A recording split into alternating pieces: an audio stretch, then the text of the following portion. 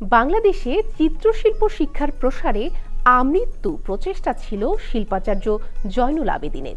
তার গড়া প্রতিষ্ঠান ঢাকা বিশ্ববিদ্যালয়ের চারুকলা অনুষদ প্রতি বছর তার জন্মদিনকে উপলক্ষ করে আয়োজন করে লোকমেলা। চারুকলা লোকমেলা আয়োজন নিয়ে এবারে আর্ট গ্যালারি। শিল্পাচার্য জয়নুল আবেদিনের ১১০তম জন্মবার্ষিকী উপলক্ষে ঢাকা বিশ্ববিদ্যালয়ের চারুকলা অনুষদ প্রাঙ্গণে বসেছে লোকশিল্প মেলা ও প্রদর্শনী।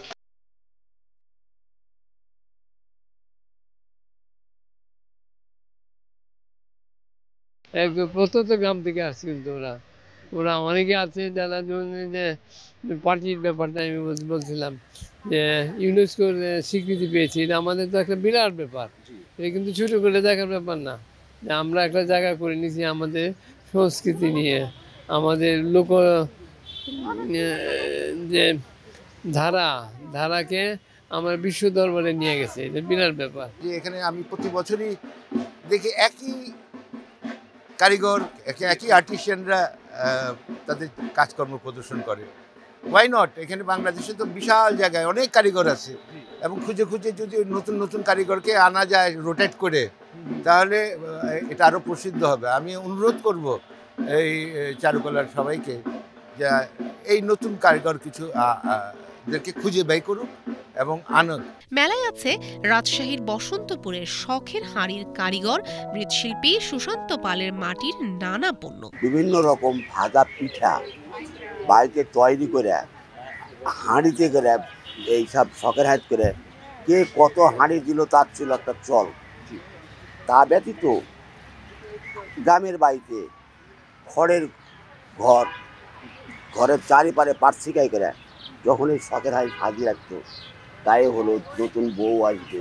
আগে তো ডেকোরেশন কিছু ছিল না, সুকেশ আলমারি ছিল না, ডেকোরেশন ছিল না, মৃৎশিল্পই নির্ভরশীল ছিল।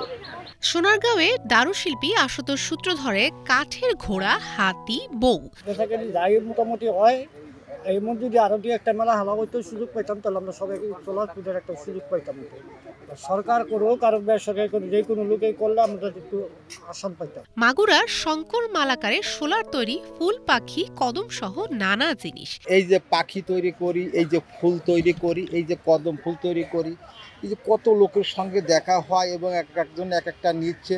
এরপরে আমার ফ্যামিলিতে ৫-৬ জন লোক লেখাপড়া এবং জীবনযাপন সব কিছু এরপর থেকে তৈরি করি। চাই এই যে মেলাটা এক বছর আশায় বসে থাকি যে এই জয়নুল মেলা কবে হবে, এই যে মেলাঘাট করি, আর এরপরেই আমার জীবন চলে। সিলেটের শীতল পাটি, আদমপুরের মণিপুরি শাড়ি, ধামরাইয়ের তামা পিতল শিল্প, কিশোরগঞ্জের নিগলির মাটির গরু, রংপুরের আনোয়ার হোসেনের শতরঞ্জি, আরও আছে বায়োস্কোপ।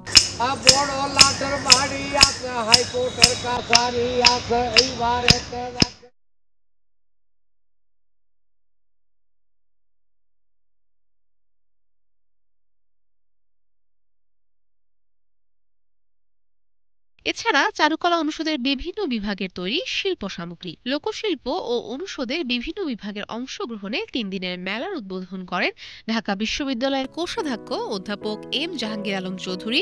উপস্থিত ছিলেন এমেরিটাস অধ্যাপক শিল্পী হাশেম খান, প্রকৌশলী ময়নুল আবেদিন ও চারুকলা অনুষদের ডিন অধ্যাপক ডক্টর মোহাম্মদ আজহারুল ইসলাম শেখ।